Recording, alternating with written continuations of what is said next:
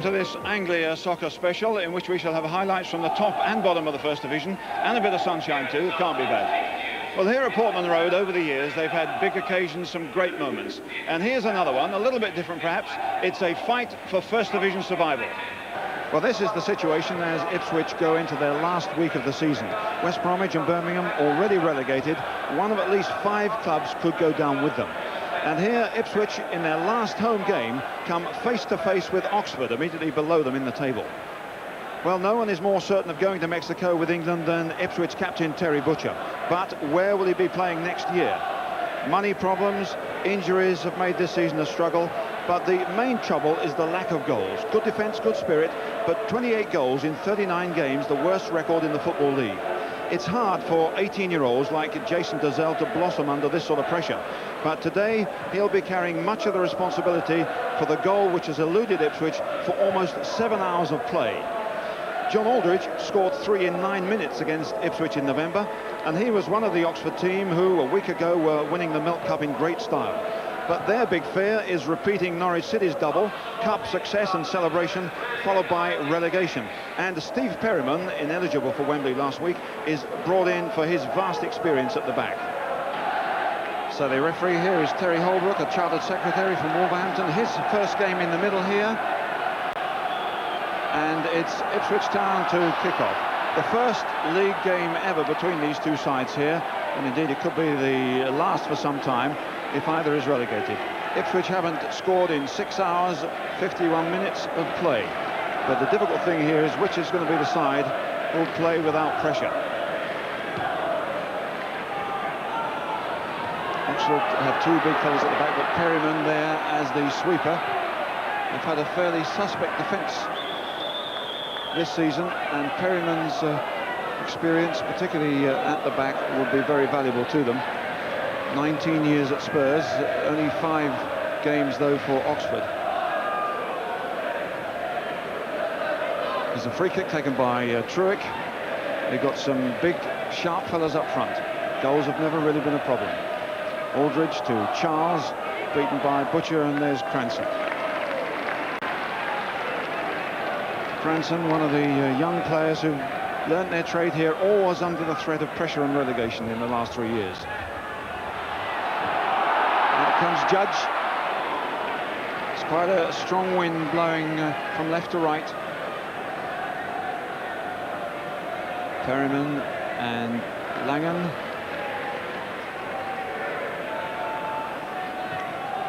Looking for Charles, and Hebbard in there. Hebbard getting hold of it. Then Charles getting in, and away by Atkins. A little indecision there at the back. Atkins did well to make up his mind quickly. Corner to Oxford, going to be taken by Houghton. The big guys will come up from the back.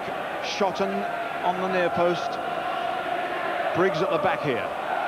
Charles dodging around. Perryman's come in there. Well, he got a clean header at it, Aldridge, but that was always going over. Well, that was the first attempt by Oxford. Good deep corner. And Aldridge gets ahead to it, but it's no real danger. Yallop to Butcher. Yallop's got a bit of room now to go. McCall here. But Oxford have pulled 10 men behind the ball.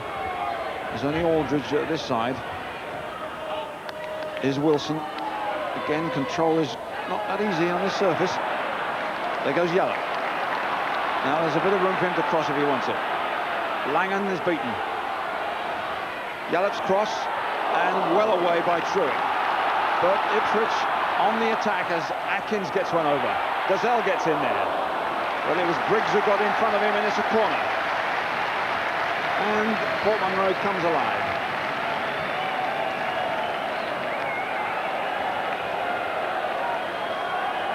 Well, inevitably, Cranson and Butcher must go up.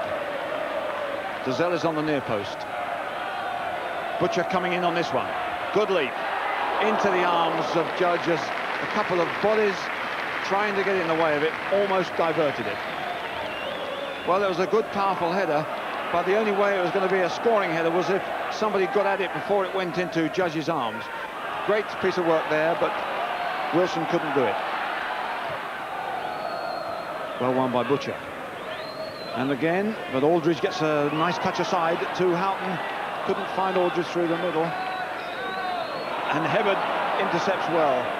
A bit slack there, Ipswich, as Oxford suddenly put the pressure on them in a different area of the field. Here's Dozzell, nice control.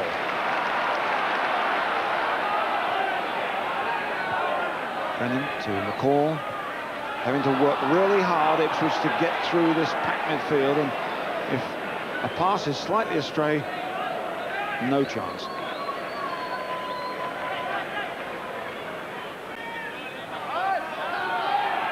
Charles, I think, handling the ball over the line, but the throw-in given. Wilson leaning on Shotton, and he gets away from him. Wilson, good cross. Dozzell, what can he do with it? Can he set it up for anybody? Leghorn, Yallop, but Briggs gets there first. No, a great shot. Wilson. Dozzell gets to it. Great action there by Ipswich. Oxford only just keep it out. Terrific effort by Yallop.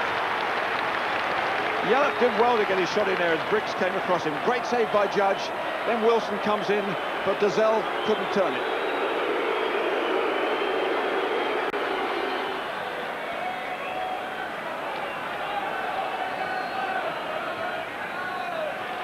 And Langan getting up there in support, as he loves to do on that right-hand side.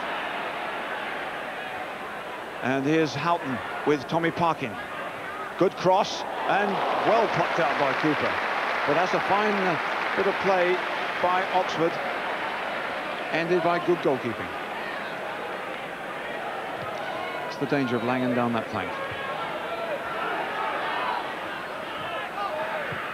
Parkin, Wilson, Brennan beaten by Hibbard, bursting forward there. He's got Langan on his right. Three players in support up front. Ball bobbled awkwardly for him. Charles is behind here. Good, powerful header. But again, the goalkeeper well positioned.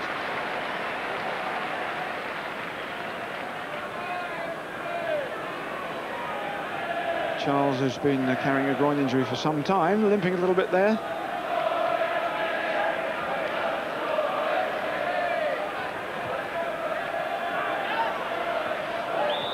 Troic gets that one, but he'll get more than he expected. I believe it's a free kick there. Foul by Ian Atkins, who was signed by the present Oxford manager, Maurice Evans, when he was at Shrewsbury. Pulled him out of Sunday football.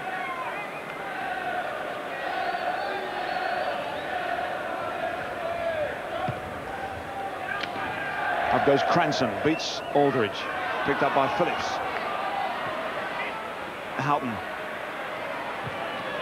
Cranson again, and there's a little bit of argy-bargy at the back there, which the referee makes a comment about to the two players as they pass him.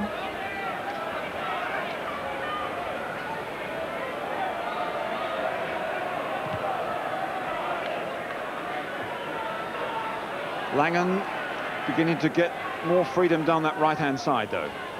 Hibbard. Troic is free over here.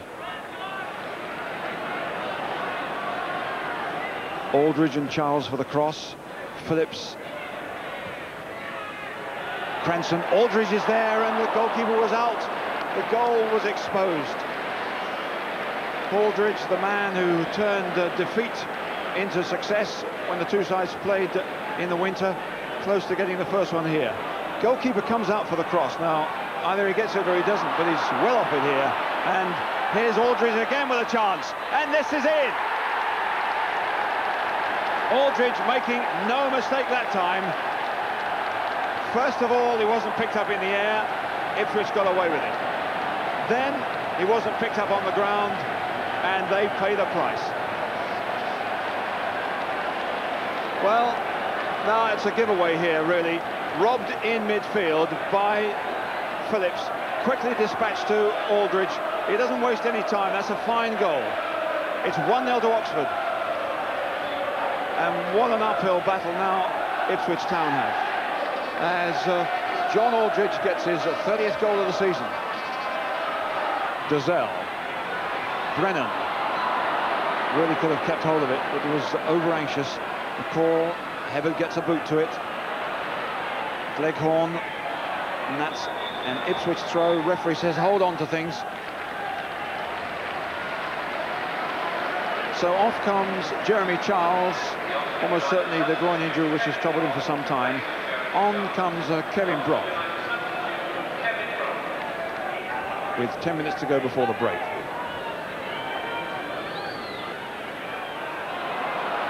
Now Leghorn, quiet game on the left-hand side, but there's good control there. Wilson trying to get in on it, but it's a corner. Perhaps a bit fortunate to get that. Just before the half-time break. Leghorn's corner with the wind blowing it in towards Judge. There's Judge, and he catches it well.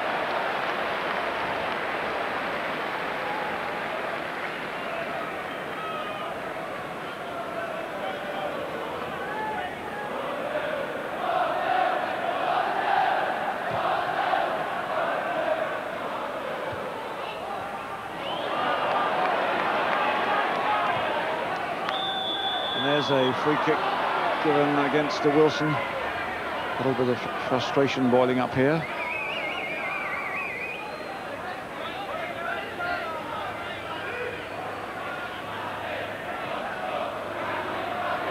Into time added on in this first half. Referee waves play on here with Oxford coming forward again. Langan, Butcher can't get it. Oh, it's a great effort by Houghton. That was a really agile piece of play. Nice cross in, not an easy hide at all by Langan, and a great volley. And Aldridge keeping cool there, finding Houghton again, forward to Briggs of all people. Langan the fullback, and it's blocked by the boot of Butcher. And Ipswich really are hanging on here. They're going to be happy to hear the bell. Langan has pushed up in the last 20 minutes and is very effective down that right-hand side now.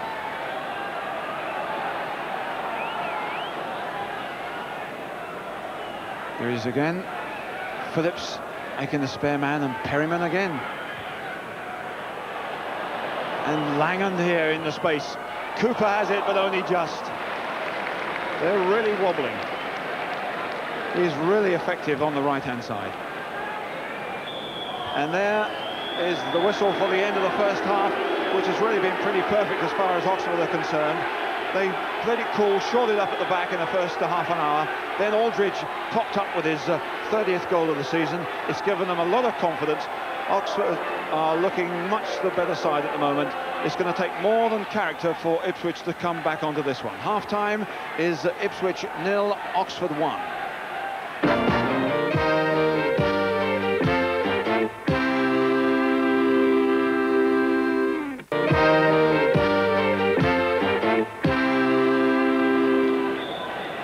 So it's Oxford kick off the second half, leading by 1-0. They beat Ipswich 4-3 in November at the Manor Ground after being 3-0 down after more than an hour's play, with Aldridge getting a hat-trick. Can Ipswich come back here? Things really have only disintegrated for Ipswich in this month. They went wrong when they lost against Leicester here, rather surprisingly. Then a 0-0 draw against Manchester City, a defeat at Aston Villa, then at Everton as well, and suddenly they're in deep trouble. And there's a lot of anxiety in their play today, but they'll still keep fighting. Parkin getting one forward, but not good enough. Brennan doing well to win it back for him.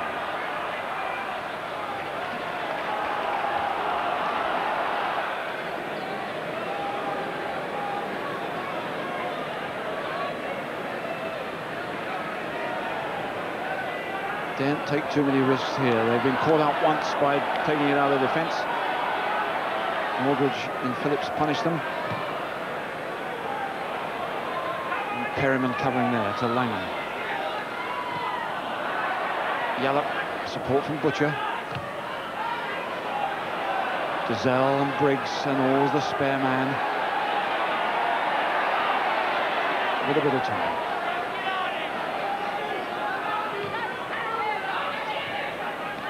Butcher back again. Gazelle. Can't often see the Ipswich front players beating Oxford in the air.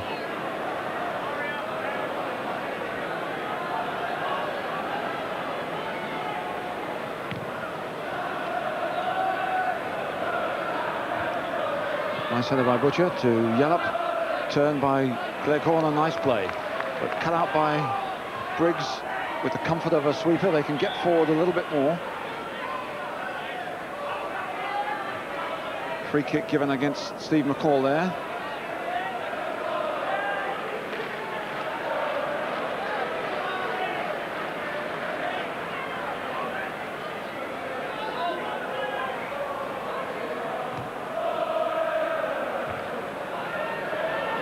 The wrong way really by Brock, by Shotton rather.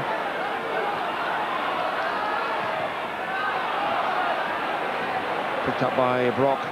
Aldridge runs into a sandwich, gets a free kick. The referee steps in to sort out the fighters.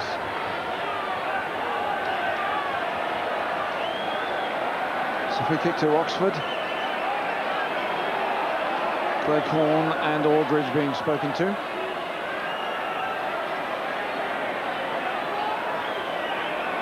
Well, it's going to be hard for both sides. They're clearly fired up for this occasion. But Oxford at the moment are playing better under pressure. Phillips on the ball. Shotton over the far side.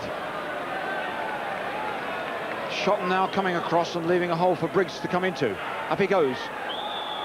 And there's trouble there for Butcher. The referee immediately waves on the physiotherapist, Brian Owen. And any form of loss or damage to Terry Butcher is the last thing Ipswich could cope with. How did it happen? Well, Phillips with the kick.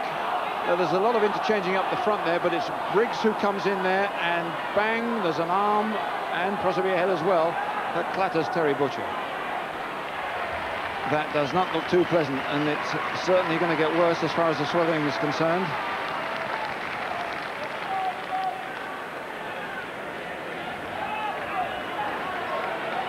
But Butcher back into the fray.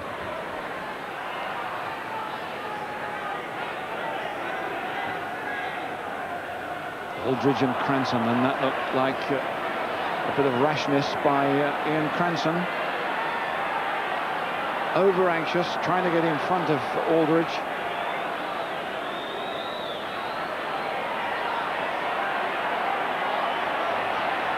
And the referee saying, get on with the game. If you want to get some treatment, go elsewhere. And he's indicating to the trainer to come right round the other side if he wants to get at him. Cranson's got away with that, I think. And Aldridge, I think, changes his mind about getting treatment. You do surprise me.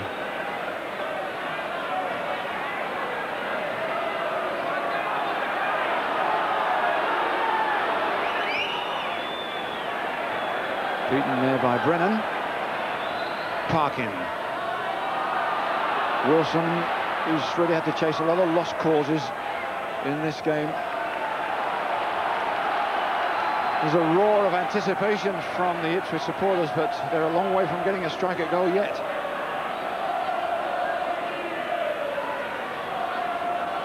Coming to Yallop, almost taking into trouble, but here's McCall. Cleghorn. Just a touch by Gazelle. Brennan. McCall is in there. Well, they're holding it well, but they're not really getting through to the danger area. What about Parkin's cross here? Gazelle gets ahead to it. Up goes Judge. Oh! And it looked like an effort that's gone in by Gazelle. Oh, well, there was errors there by the Oxford defence. A terrific leap there, first of all, by Gazelle caused the trouble. Gazelle got the header in that caused all the problems. Then it comes out to Gazelle to thump it back in. So he got the header to it and he puts it in. But the players competing were Gleghorn to make it dangerous for Judge. Gleghorn gets in there well, and Wilson, but it's Gazelle who bangs it back in. Just what they wanted. And that's their first goal for about 7 hours and 45 minutes. And Jason Gazelle has done the trick. Now then, we could have some support from the terraces and a real charge from the back by Ipswich. 1-0 down. Jason Gazelle, their youngest player, levels the scores, but the referee is holding up play here. Wants the kick to be taken from the centre of the field.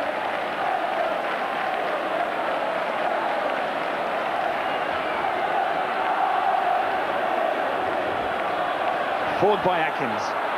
Butcher leaps. McCall. Butcher. Butcher. Yes! 2-1.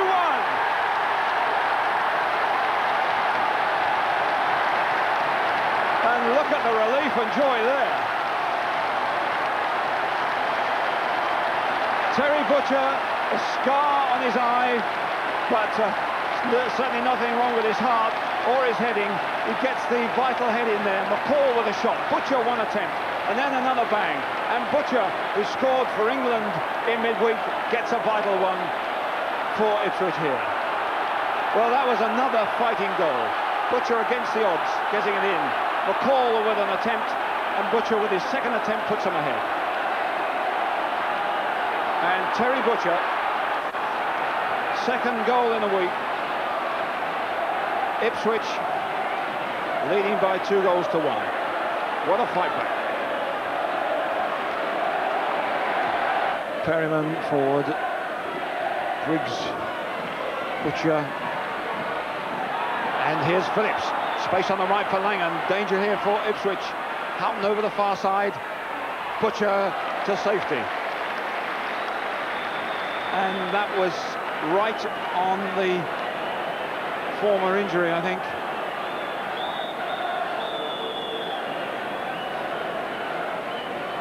And this time I think he's going to need some treatment off the field.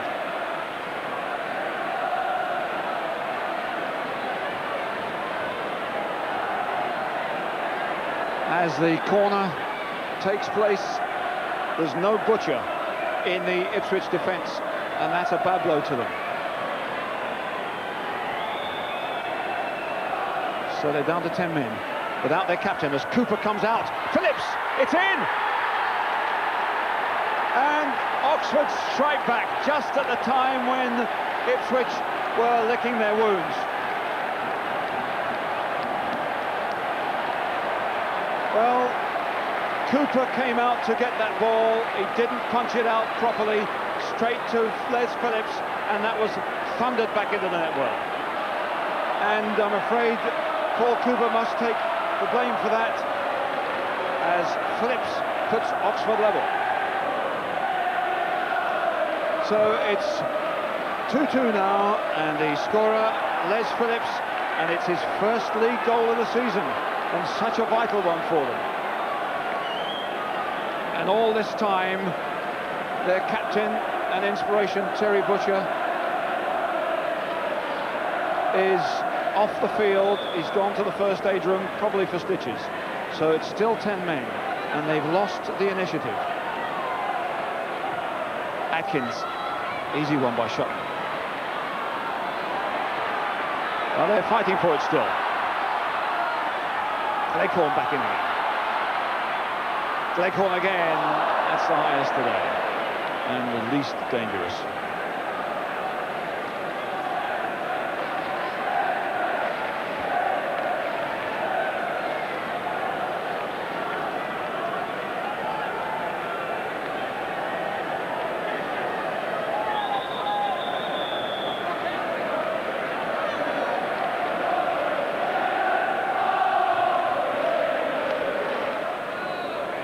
Still without Butcher at the back. Still it's 10 men of Ipswich against Oxford, who've regained a little bit of their confidence.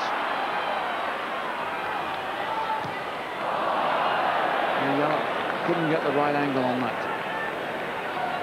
Temporarily lost their impetus, not surprising. But a draw really isn't good enough for Ipswich here.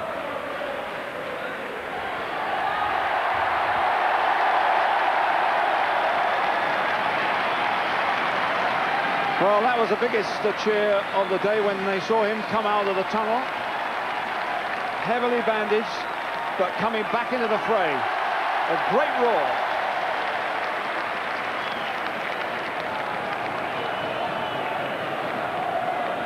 So off the field, I would have thought getting stitches as well, but you can't tell that yet. So it's 11 against 11. Let's see what effect the presence of Butcher has now.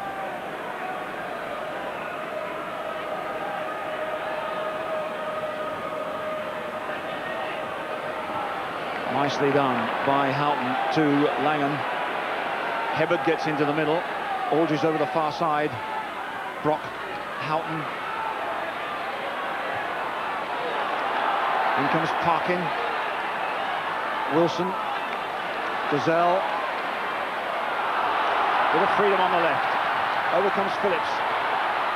Gets a boot to it and Judge smothers it well. Judge, who might have been slightly in error, or definitely in error, for the first goal when he was bundled into. Wilson among them did well enough there.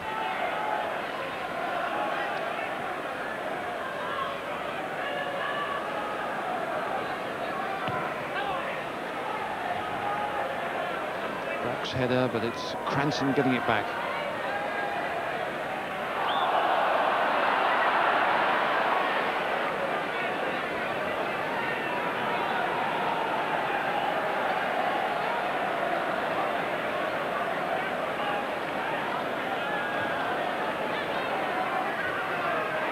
Briggs, an optimistic header on for Langan to chase. He's been getting down the right-hand side very well, but not that much. Substitution for Ipswich. It's 19-year-old Michael Cole and midfield player Tommy Parkin coming off. So Cole adding to the strike force now. They've got a gamble on getting everything forward and that winning goal. Atkins wins it. Cranston. Well, they're regaining the initiative. I think it was the reappearance of the bandaged figure at the back. And not surprising either. But there's a little more than a quarter of an hour left to get the points. And away goes Dazelle, he's onside. Cole and Brennan in the middle. Here's Dazelle.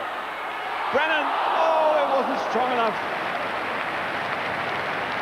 But how well he's doing to get through from midfield into the striking positions. Dazelle really kept his cool there, did Trevor Hibbard really, and Brennan unfortunately hadn't got enough power in his shot. Cranston and Butcher helping him behind. But every time he heads that must hurt. I shouldn't think that did him much good either. Here's Houghton.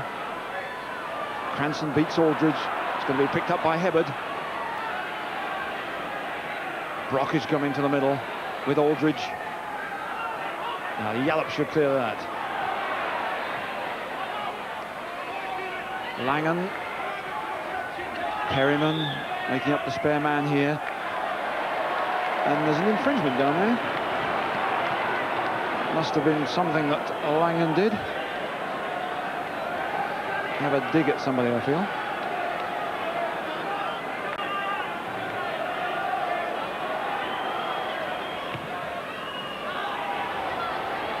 Dazelle rising well, but the Oxford supporters behind were saying that that was a foul. But they pick up well here. Ray Houghton. Good challenge by Brennan, but it comes back to Houghton. Got players supporting behind him. Here's Aldridge. Good turn by Aldridge. Oh, just past the post. That was a good run by Houghton. A bit of an error by Ipswich, that he should get it back again. But then Aldridge turns his man, and it was Butcher whose man was there, and gets a good shot in.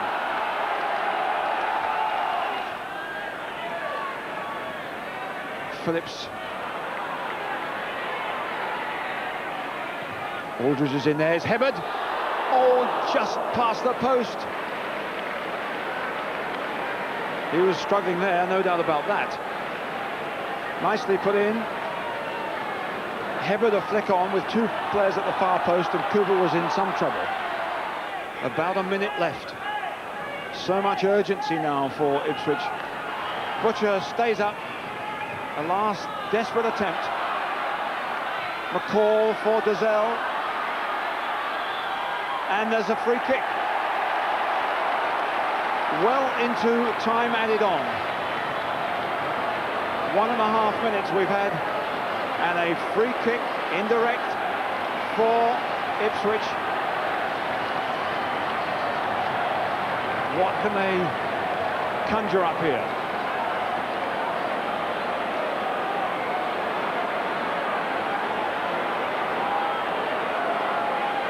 And they shouldn't take too long either. Oxford obviously with everyone back. 2 minutes into time added on. Brennan to Atkins. Oh, it's in! Atkins with the winner. Deflected in past Judge. What a story that is. And they're on the field. Well, there's no excuse for that, but you can understand the jubilation of the Ipswich players. Let's see how it happened.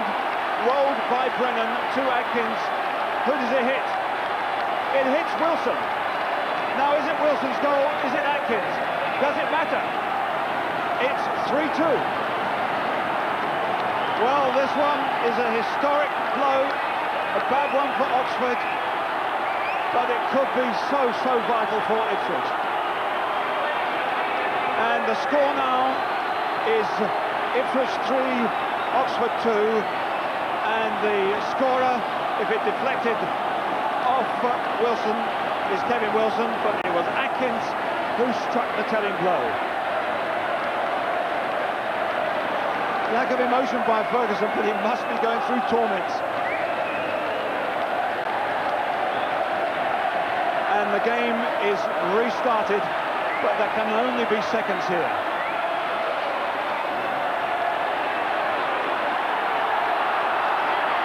And still they're chasing it. But it looks as if it's slipped out of Oxford's grasp now. What an amazing turnabout. Butcher wins it. The referee blows the whistle and runs off the field, and thousands run on. And Atkins, the hero of injury time. Butcher embraces him. The goals by Dazelle and Butcher got them back into the game. Then Les Phillips made it 2-2. Clearly into injury time, they struck an absolutely historic blow. So Butcher, the injured hero, certainly inspired his side to this tremendous victory, and for Ipswich, mission accomplished. The final score, Ipswich 3, Oxford 2. Well, Terry, you left us gasping a bit there. What about you? How did you find that? Well, when the actual free kick came, I don't really care whether it was a free kick or not. Just on the edge of the area, we just went up to Jason and Mark and said, look, just take it easy. When the actual free kick was rolled, I was on the far post, too tired to do anything. We're just taking it easy here, and we just rolled it, and it's got a wicked deflection and gone in, and that was it. I couldn't believe that. It was tremendous. It was like winning the cup again. You know, it was unbelievable. Particularly after all that had gone on in the second half. The first half wasn't the greatest performance, and you let them get ahead. Then you came back very dramatically, didn't you, with 2 goals in 100 seconds.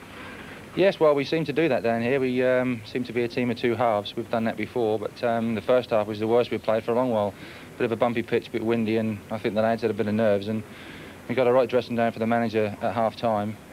and it worked. I mean, we came out with a lot more spirit, and I think with the will to win there. And once we got the first goal and obviously the second, that was it. There was no way that we were going to lose the game. Jason Dozell did very well with the first goal, but when it came to the second goal, which put you ahead, you had a couple of bites of that, didn't you? Well, I thought it was a magnificent volley myself. I mean, it's strange, really. I mean, I was just lurking in the far post here. He's come across and he's hit it. And it's came to me, I've hit it left foot here. Oh, nice little bobble, and then goal. So at last, a bit of luck was going for you, particularly after the things that popped up at Wembley during midweek. Yeah, it's nice to score 2 goals in 2 weeks. I've never done that before in a season. It's always been 1 goal per season, so... But then nice. you were injured. What exactly was the injury? Because you're showing a couple of scars of battle here. Yeah, I just got just see that there, I think just a clash of heads, and the blood was coming out quickly, so I had to go off, really. And I was having treatment, and then all of a sudden the ball appeared beside me in the back of our net, so it wasn't too good. So I came in, had it stitched up, and then came out. How many stitches there? Oh, just 2. OK, so this is a great win, obviously one very much appreciated here. But how does that leave you in terms of morale and points? Well, it's hard to take in, really. I mean, everybody's saying we need this and we need that, but we've got 2 away games now, as you've seen today. I mean, Oxford came down